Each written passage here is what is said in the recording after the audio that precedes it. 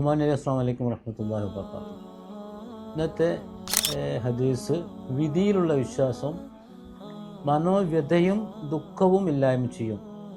അപ്പോൾ നമ്മുടെ ജീവിതത്തിൽ ഉണ്ടാകുന്ന ഏതൊരു പ്രതിസന്ധിയും അള്ളാഹുവിൻ്റെ വിധിയാണെന്ന് കണക്കാക്കി നമ്മളതിനെ മനസ്സിലാക്കി നിൽക്കുകയാണെങ്കിൽ മനോവ്യത, മനസ്സിനുള്ള വിഷമങ്ങളും അതുപോലെ തന്നെ ദുഃഖവും ഇല്ലായ്മ ചെയ്യുമെന്നാണ് ഈ ഹദീസ് പറയുന്നത്.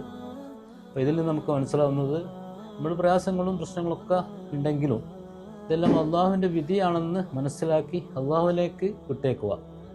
അതാണ് നമുക്കിതിൽ നിന്ന് മനസ്സിലാക്കാൻ കഴിയുന്ന ഒരു പാഠം. ഇൻഷാ അല്ലാഹ് ഈ ഒരു ഹദീസ് നമ്മൾ മനസ്സിലാക്കി ഉൾക്കൊണ്ടുകൊണ്ട് ജീവിതത്തിൽ അത് പാഠമാക്കണമെന്നും അത് മനസ്സിലാക്കി ജീവിക്കണമെന്നുമാണ് എനിക്ക് നമ്മളെല്ലാവരോടും എനിക്ക് അറിയിക്കാനുള്ളത്.